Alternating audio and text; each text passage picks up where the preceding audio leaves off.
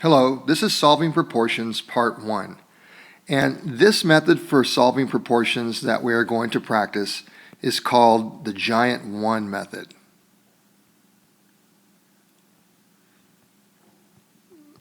And you can see we have this Giant 1. Well, how does this work? Well, the Giant 1 method, this is the method you'd want to use when you have one of the numbers in the numerator or denominator, in this case the numerator, when it is a multiple of its counterpart. So here the numerator of this first fraction is 3, and 3 times 4 would give us exactly 12. 12 is a multiple of 3. Therefore, in order to make my Giant 1, I would have the fraction 4 over 4, which of course is equal to 1, and I can find the missing value in my proportion by multiplying the denominator by the same factor of 4. So if 3 times 4 is equal to 12, 4 times 4 would equal 16, and that would be the answer to this proportion. Okay, let's take a look at this example.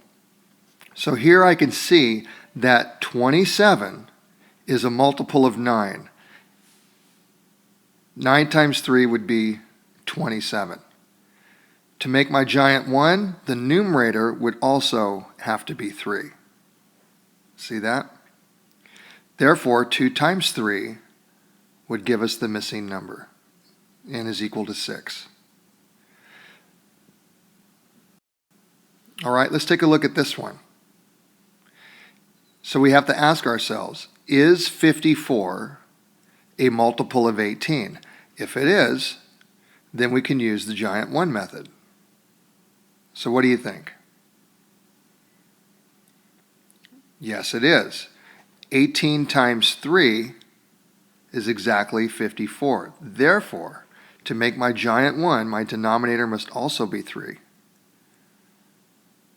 23 times 3 equals 69. I'm getting the hang of it? All right. Go ahead and pause your video and restart it to see if you had it right. Welcome back from pausing the video. I can clearly see that 10 times 10 is 100. So 100 is a multiple of 10. So to make my Giant 1, the numerator must also be a 10. 1.5 times 10 is equal to 15. Did you get it right?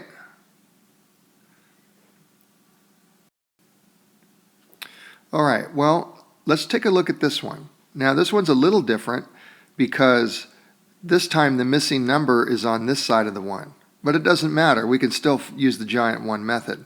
So let's take a look at the denominator. Is 160 a multiple of 20? Yeah, yes it is, isn't it? How many times would 20 go into 160? That's right, it'd go 8 times. So to make my Giant 1, the numerator would also be an 8. So we're asking ourselves, what number times 8 would equal 104? Well, how would you find that out? Well, that's right, you would divide, right?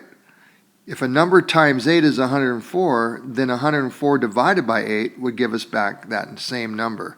So this is just using the Giant 1 method, but in reverse. So 104 divided by 8. That would equal 13.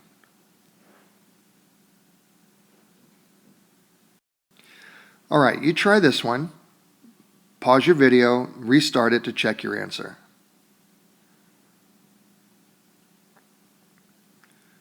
Welcome back from pausing the video.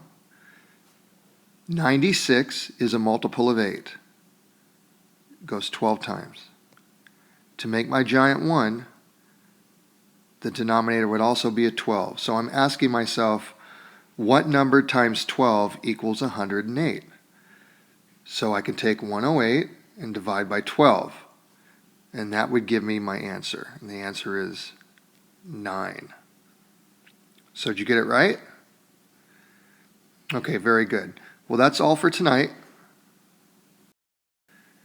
And remember, read some books.